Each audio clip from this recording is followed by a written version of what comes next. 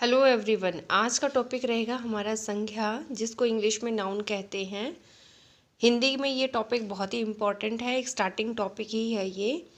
किसी व्यक्ति, प्राणी, वस्तु, स्थान, भाव आदि के नाम का बोध कराने वाले शब्दों को क्या कहा जाता है? संज्ञा कहा जाता है। जो शब्द किसी व्यक्ति, वस्तु, स्थान आदि का बोध कराए, उन शब्दों को क्या कहेंगे? हम संज्ञा कहेंगे। संज्ञा कितनी तरह की होती है? संज्ञा के कितने भेद है? संज्ञा के भेद जो होते हैं ना, बेसिकली वो 3 हैं। व्यक्तिवाचक संज्ञा, जातिवाचक संज्ञा, भाववाचक संज्ञा। मतलब personal noun, common noun and abstract noun, जिसको इंग्लिश में कहा जाता है। अब हम हिंदी और इंग्लिश दोनों साथ साथ करेंगे तो हमारे दोनों में ही हेल्प हो जाएगी। व्यक्तिवाचक संज्ञा कौन सी होती है?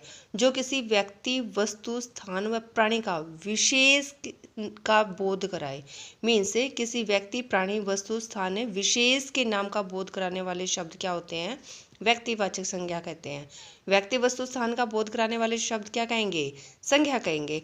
लेकिन किसी विशेष व्यक्ति, वस्तु, स्थान का बोध कराए वो शब्द क्या कहलाएंगे? हमारे व्यक्तिवाचक संज्ञा कहलाएंगे।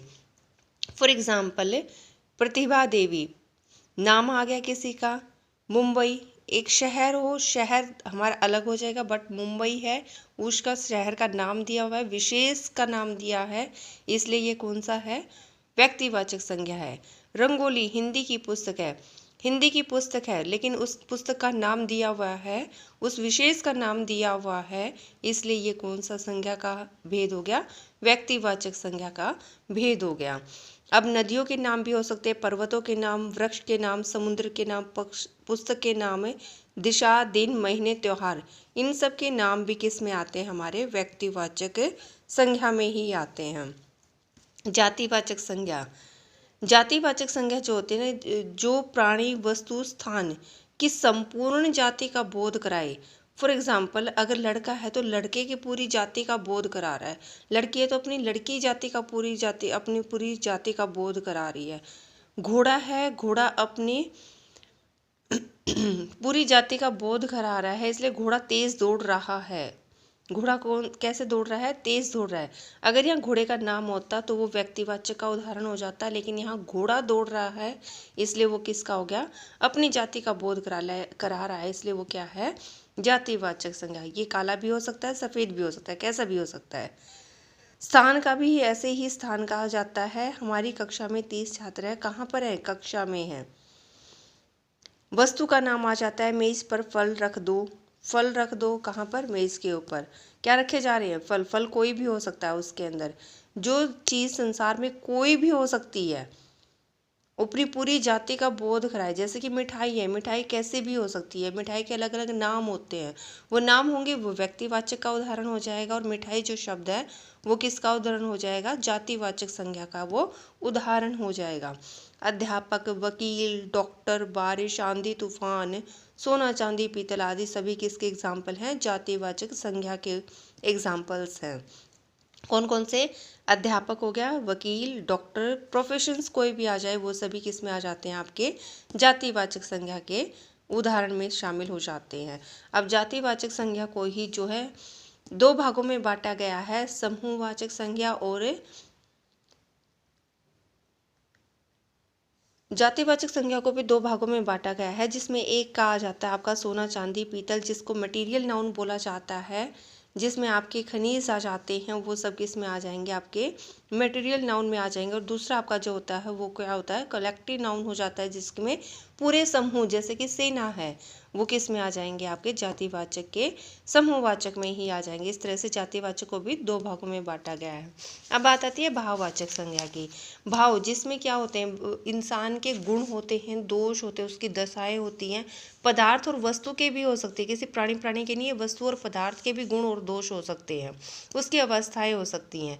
ये सब किसके एग्जाम्पल आ जाते हैं? भाववाचक संज्ञा। भाववाचक जिनको हम फील कर सकते हैं, जिसका कोई मूर्त रूप नहीं होता है, जिसका एब्स्ट्रैक्ट होता है, जिसका अमूर्त होती है, और जिसको हम फील कर सकते हैं, महसूस कर सकते हैं, वही हमारे क्या होते हैं? भाववाचक संज्ञा होते हैं। फॉर एग्जाम्पल, अहिंसा, क्रूरता, हरियाली भी किसका एग्जाम्पल है? भाववाचक संज्ञा का ही एक एग्जाम्पल है। अब आपको एक सेंटेंस गिवन होगा, तुम तो बिल्कुल जयचंद हो। यहाँ पर जो जयचंद है वो कोई व्यक्तिवाचक नहीं है। तुम तो बिल्कुल जयचंद हो। जयचंद जैसे ही हो ऐसा भी नहीं लिखा हुआ है। यहाँ लिखा है तुम तो बिल्कुल जयचंद हो, मतलब वो किसको रिप्रेजेंट कर रहे हैं? जयचंद को। और जयचंद कौन था? देशद्रोही था। आज के युग में हरिश्चंद्र ढूंढना बहुत मुश्किल है। हरिश्चंद्र मीन्स सत्यवादी, मीन्स आज के युग में सत्यवादियों को ढूंढना बहुत ही मुश्किल है। इसलिए यहाँ पर जो हरिश्चंद्र है वो किसको रिप्रेजेंट कर रहा है? सत्यवादिता को, सत्यवादी लोगों को।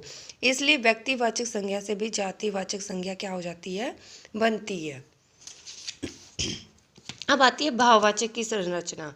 भाववाचक की रचना किस आधार पर होती है? संज्ञा से भी होती है, स्वर नाम से भी होती है, विशेषण से भी होती है, क्रिया से भी और अवयव से भी। इन सब अभी इस तरीके से भाववाचक संज्ञा जो ना 5 तरीके से बनती है, जो कि किससे बनती है? एक तो संज्ञा से ही, दूसरी सर्वनाम से, विशेषण से, क्रिया से और अवयव से। अब जातिवाचक संज्ञा जो होती है, संज्ञा से भाववाचक कैसे बनती हैं? माता हो गया, जैसे कि लड़का हो गया, युवा हो गया, वधु हो गया, शिशु हो गया, हिंदू हो गया, दास हो गया, बाल हो गया। ये सब क्या है? लड़का एक जातिवाचक है। हिंदू जो है वो भी क्या है? एक आपका जातिवाचक है।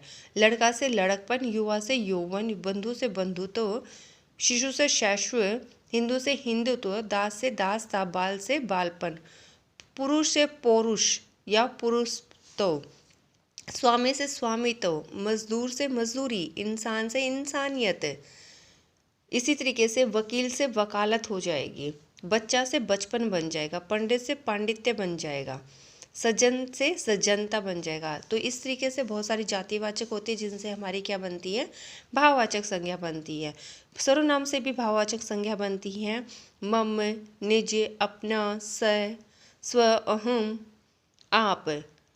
इस तरीके से मम से क्या बन जाएगा? ममता या फिर ममतो। सर्व से सर्वस्व, निज से निजता, अपना से अपनापन, स्व से स्वत्व, अहम से अहंकार, आप से आपा। सेम इसी तरीके से हमारे विशेषण से भी भाववाचक संज्ञाएं बनती हैं। मधुर से मधुरता, बूढ़ा से बुढ़ापा, मोटा से मोटापा, एक से एकता। और इसी तरीके से हमारी जो होती हैं क्रियाएं होती हैं, क्रियाएं से भी हमारी भाववाचक संज्ञा बनती हैं। पढ़ना से पढ़ाई, पूजना से पूजा, मांगना से मांग, दौड़ना से दौड़। अवयव से भी भाववाचक संज्ञाएं बनती हैं। समीप से समीपता, ऊंचा से ऊंचाई, मना से मनाही, वाह से वाहवाही, धिक से धिक्कार, दूर से दूरी, शीघ्र से शीघ्रता। तो इस तरीके से हमारी 5 तरीके से भाववाचक संज्ञाओं का निर्माण होता है। एक हमारा यहाँ से क्वेश्चन बनता है और एक हमारा यहाँ से और एक जातिवाचक से। इस तरीके से भाववाचक संज्ञा से भी हमारी कितने तरह से निर्माण होता है भाववाचक संज्ञा का? जातिवाचक संज्ञा में कौन सा? जातिवाचक से, सर्वनाम से, विशेषण से, क्रिया से और अवयव से। ये बहुत ही इंपॉर्टेंट पॉइंट है जो कि मैंने आपको आई थिंक क्लियर करा दिए हैं। क्रिया जो कि हम काम करते हैं उनसे भाववाचक संज्ञा बनती है। जैसे कि थकना, मैं थक गया हूँ। थकना कोई क्रिया कर रहा है, क्रिया हुई है तो उससे क्या बन जाएगा? आपका थकावट बन जाएगा।